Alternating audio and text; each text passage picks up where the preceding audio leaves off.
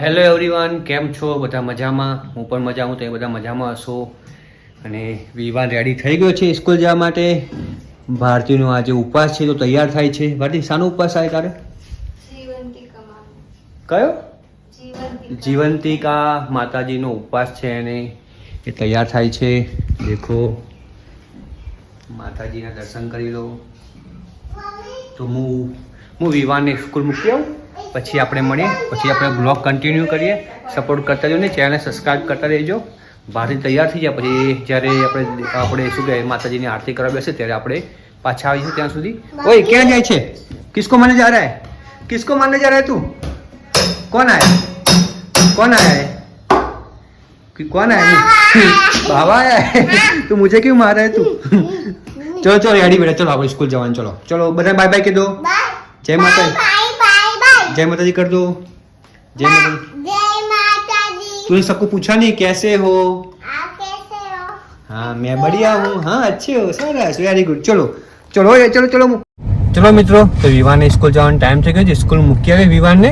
દેખો Vivaan full ready થઈ ગયો છે. વિવાન देखो यहाँ पे, बोलो सबको जय माता जी. जय माता जी, जय माता जी. हाँ मैं स्कूल जा रहा हूँ. मैं स्कूल जा रहा हूँ. मैं अच्छा बच्चा हूँ. मैं अच्छा बच्चा हूँ. What is your name? My name is Vivaan. अच्छा, तो मम्मी ने फूल मंगवाए हैं. तेरी मम्मी ने फूल मंगवाए हैं भारती ने. तो मैं यहाँ से ना गुलाब का फूल ले लेता हूँ, ठीक है? तू तब तक गाड़ी में बैठा रहे बेटा, मैं लेके आता हूँ. मोटी चॉकलेट देता हूं. हाँ बेटा, હું તો સ્કૂલમાં લેવા આવીશ ને માટે ચોકલેટ લેતો આવીશ બેટા. આટલી મોટી? હા એટલી મોટી. હું ફૂલ લઈને આવું બેટા. હા દો. હા દો. હા હેલો મિત્રો, વિવાનને સ્કૂલ મૂકી આવ્યો છું. પણ વિવાન થોડો ઉદાસ થઈ ગયો સ્કૂલ જતા જતા, તો મને પણ થોડો નર્વસ ફીલ થઈ ગયું. પણ શું કરીએ હવે. તો ચલો મિત્રો, ભારતી અને મારા બેન જે પૂજાની તૈયારી કરે છે, તમે જોઈ શકો છો. પૂજાની તૈયારી ચાલુ છે.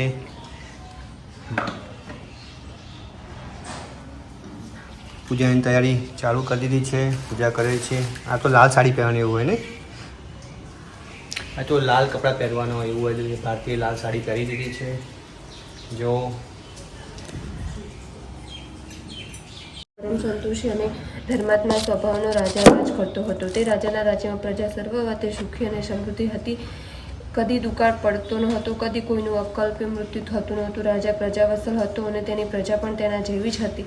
તેની રાણી સંતોષ ગૌરી પણ પવિત્ર અને પતિપરાયણ સ્ત્રી હતી. પરંતુ આવું હોવા છતાં પણ તેમને એક વાતનું માટે દુઃખ થયા કરતું હતું કે તેમને પેટે સવાસેર માટેની ખોટ હતી. તેમને પેટે એકે સંતાન નહોતું. બાળક વિનાનું રાજ મહેલ તેમને ખૂબ સૂનો સૂનો લાગતો હતો અને આ વાતનું દુઃખ તેમને હંમેશા સતાવ્યા કરતું. રાજા તો આખો દિવસ રાજના કામકાજમાં પસાર કરી દેતો હતો, પરંતુ રાણીને તેનું એક લવાયું જીવન ભારે વસમું લાગતું હતું.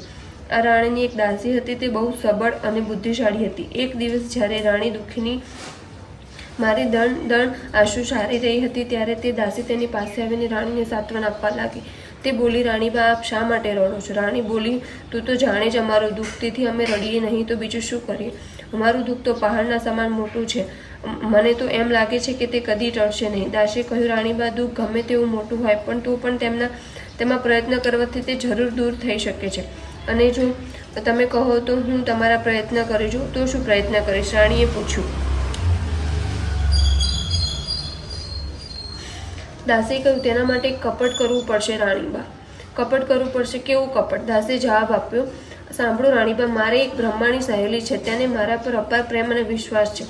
તે હમણાં પેટ ઓધાણ છે અને 7મો મહિનો જાય છે. 2 મહિના પછી તેને પ્રસૂતિ આવશે અને તેનો પુત્ર કે પુત્રી અવશ્ય અવતરશે. તમે પણ 7 મહિના પતી ગયાનો ઢોળ કરજો અને પેટે કપડું બાંધીને રાખજો. હું પણ મારી બ્રહ્માણી શૈલીને સેવા ચાકરી કરતી રહીશ અને જેમ તેમ તેને રાજી રાખીશ. ત્યારે તેને પ્રસૂતિ આવશે અને પુત્ર જન્મશે તો હું ત્યાંથી ઉપાડી લાવીને તમારી સોળમાં સુવડાવી દઈશ, એટલે એ તમારો પુત્ર ગણાશે. કોઈને પણ કાને આ વાતની ખબર પડશે નહીં ને આ રીતે મારું કાવતરું ભારે પડી જશે. દાસીની વાત સાંભળી ઘડી ઉતરી ગઈ. તે ખૂબ રાજી થઈ ગઈ. તરત જ તેણે પોતાના ગળામાં હતો તે એક હાર કાઢીને દાસીને પહેરાવી દીધું. પછી પોતે ગર્ભવતી છે તે જાતની અફવા તેણે ચારે બાજુ ફેલાવી દીધી. સમય વીતતો ગયો. પાણીના રેલાની જેમ સમય સરતો ગયો અને જોતમાં પેલી બ્રાહ્મણી પત્નીને 9 મહિના પૂરા થઈ ગયા. તેની સખી રાણીને દાસી ખૂબ જ કપટ કર્યું. તેને ઘેનવાળી ઘેનવાળી એવી વસ્તુ પીવડાવી દીધી કે કોઈ શાનભાન રહ્યું નહીં. તેને રૂપાળા ચંદ્રમાં જેવો પુત્રને જન્મ આપ્યો. દાસી તેને ઉપાડીને ત્યાંથી દૂર લઈ ગઈ અને રાણીની પાસે આવીને તેને બ્રાહ્મણની પત્નીનો પુત્ર આપી દીધો. રાણીએ તેને પોતાના પડખામાં સુવડાવ્યો અને પછી જાહેર કર્યું કે રાણીબાઈ એક અતિ સ્વરૂપવાન અને પુત્રને જન્મ આપ્યો છે. આ સમાચારથી રાજમહેલમાં ચારે બાજુ આનંદ છવાઈ ગયો, પરંતુ સાચી વાતની કોઈને પણ જાણ નહોતી. રાજા તો આનંદના સમાચાર સાંભળી ખૂબ જ રાજી થઈ ગયો. તેણે ખૂબે ગરીબોને ખૂબ દાન કર્યા. જેલમાં પડેલા કેદીઓને તેણે છોડી મૂકવાનો હુકમ કર્યો. દાસી ત્યાંથી પાછી તરત જ દોડીને બ્રાહ્મણની પત્ની પાસે જઈ પહોંચી અને જ્યારે થોડી વાર બ્રાહ્મણીને ભાન આવ્યું ત્યારે તેણે જણાવ્યું કે બહેન, તેનો તો મરેલો પુત્ર અવતર્યો હતો, જેને હું હમણાં જ સ્મશાનમાં દફનાવીને આવી છું. તું તો બેહોશ જ પડી હતી, એટલે તને આ વાતનું ક્યાંથી ભાન હોય? આ પ્રમાણે કહીને તે ખૂબ ગડગડી થઈ ગયો અને આંખમાંથી મોટા મોટા મગરના આંસુ પડવા લાગ્યા. બ્રાહ્મણની પત્નીનો વિચાર આ સાંભળીને પોતાના કપાળ કૂટવા લાગી. તે કહેવા લાગી, હશે બેન, મારા ભાગ્યમાં આવું જ લખ્યું હશે, જેથી માતાજીની ઈચ્છા. આમ કહીને તેણે મનમાં સંતોષ માની લીધો.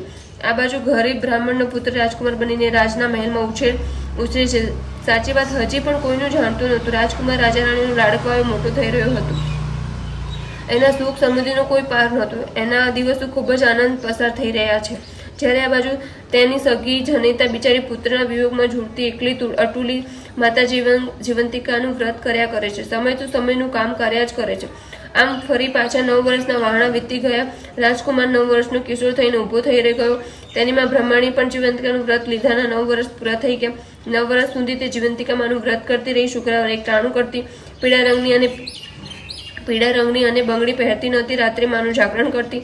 આમ તેણે 9 વર્ષ પૂરા કરી દીધા. જીવંતિકા માના વ્રતનું ઉજવણું 9 વર્ષે થાય છે અને વ્રત કરનારને તેના વ્રતનું ફળ અવશ્ય મળે છે. માતા જીવંતિકાના આશીષ તેને જરૂર પ્રાપ્ત થાય છે. જ્યારે બ્રાહ્મણી તેના વ્રતના ઉજવવાની તૈયારીઓ કરી રહી હતી ત્યારે એક બનાવ બની ગયો. રાજકુમાર, જેનું નામ તેના પાલક માતા પિતાએ રાજા રાણીએ આશીષ રાખ્યું હતું, તે આશીષ તેના જેવડી ઉંમરના સરખા છોકરાઓની સાથે ગામના મેદાનમાં ઘેડી દડો રમવા ગયો હતો. રમતમાં તેનો દડો ઉછળીને પાસેની વસ્તીમાં એક બ્રાહ્મણના વાડામાં જઈ પડ્યો. એ જ બ્રાહ્મણનું ઘર હતું જેના સાચા માતા પિતા રહેતા હતા. આ તેને જન્મ આપનારી માતાનું જ ઘર હતું. તે વાડામાં એક નાની 6 મહિનાની વાછડી પણ બાંધેલી હતી. રાજકુમાર આશીષ જ્યારે તેનો દડો પાછો લેવા માટે ગયો ત્યારે અચાનક તે નાની 6 મહિનાની વાછડી માનવ જેવી વાચા ફૂટી અને તે બોલવા લાગી, જે શોધવાનું છે તે નથી શોધતો અને તું નકામો દડાની પાછો પડ્યો છે. આ સાંભળીને આશીષ ભારે આશ્ચર્યમાં ડૂબી ગયો. તેને લાગ્યું કે આ વાછડી તેને કોઈ ભેદ ભરમની વાત જણાવવા માંગે છે. એટલે તેણે વાછડીને પૂછ્યું, તું શું કહેવા માંગે છે? વાછડી બોલી, તું દડાને શોધમાં તારી માને ભૂલી ગયો છે. આ રાજરાણી કઈ તારા સાચા માતા પિતા નથી, તે તો માત્ર તારા પાલક માતા પિતા છે. તું તારા સાચા માતા પિતાને શોધી કાઢ. આ સાંભળીને રાજકુમારનું મન ઘેદી દડાની રમતમાં એકદમ ઉઠી ગયું. તે ખૂબ ઉદાસ થઈ ગયો. મહેલમાં પાછો ફરીને તે સીધો રાજાની પાસે ગયો અને તેને વાછડીની કહેલી બધી વાત કહી સાંભળી. રાજાને પણ આ સાંભળીને ભારે નવાઈ લાગી. તેણે રાજા જોશીને બોલાવીને રાજકુમારને એક કુંડળી જોડાવી. જોશ જોઈ આપ્યો અને કહ્યું, મહારાજ, વાછડીની વાત તદ્દન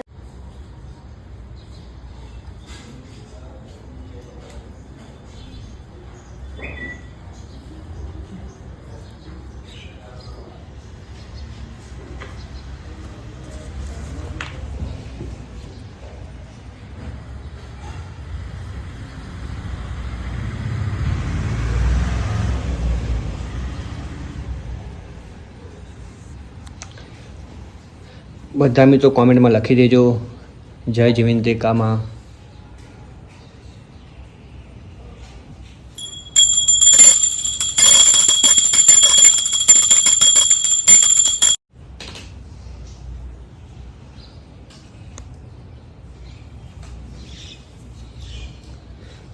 ચલો તમે દીવાના દર્શન પણ કરાવી દઉં.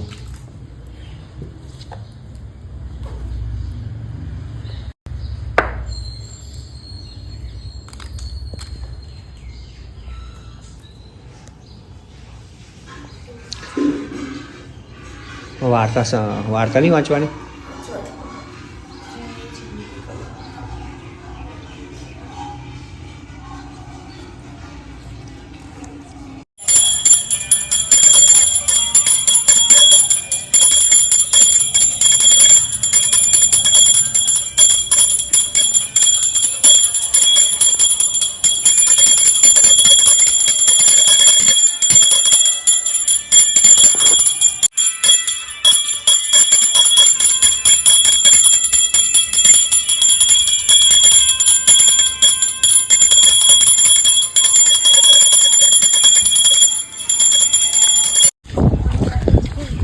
ચલો મિત્રો, હું ને ભારતી બંને વિવાને લેવા જઈએ છીએ. વિવાની સ્કૂલમાં લેવા જઈએ. 12 વાગ્યાનો ટાઈમ થઈ ગયો છે. વાતાવરણ આજે તો બહુ સારું વાતાવરણ છે. આજે તો વરસાદ છે નહીં. ચલો તો આપણે ગાડી પહોંચી જઈએ, ગાડીમાં બેસી જઈએ અને વિવાને લઈ આવીએ. આપણી ગાડી અહીંયા પડી છે. જુઓ, આપણી ગાડી અહીંયા પડી છે. હવે આપણે ગાડીમાં બેસીને વિવાને લઈ આવીએ, ગાડીની અંદર મળીએ. ચલો, સી આપણે ફૂલ કરી દીધી છે. આપણે ગાડી રિવર્સ લઈ લઈએ હવે.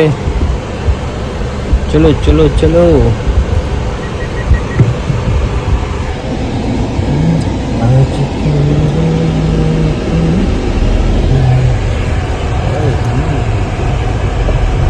देखो भारती केड़ा ले छे.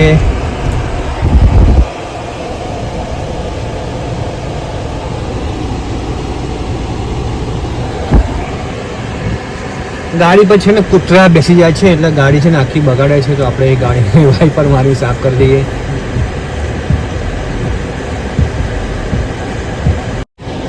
કાલથી નહીં, આજથી કૂતરા માટે ગાડી ખુલ્લી જ મૂકી દેવી છે. અંદર સુઈ જાઓ આવીને, એવું કહી દઉં છું. સીટ ખાલી જ હોય છે પાછળ. ચલો તો વિવાને લેવા જઈએ. વિવાને આગળ મળીએ. ભારતીને થોડું કામ છે બજારમાં પણ જવું છે. તો કાં તો બજારમાં મળીએ. ચલો બાય. તો ચલો મિત્રો, અમે આવી ગયા છીએ વિવાનની સ્કૂલમાંથી લઈને. વિવાન તો આવી ગયો. સ્કૂલમાં શું શીખાવ્યું આ ટીચરે? B4. ઓકે. તો અમે વિવાને લઈને સ્કૂલમાં આવી ગયા છે. ભારતી ગઈ છે સામે અને આજે ઉપવાસ છે તો કંઈ ફળ ફળાદી લેવા ગઈ છે. એટલે દેખાય છે, જો બતાવું કદાચ ઝૂમ કરીને. એ લાલ સાડી અંદર ગઈ.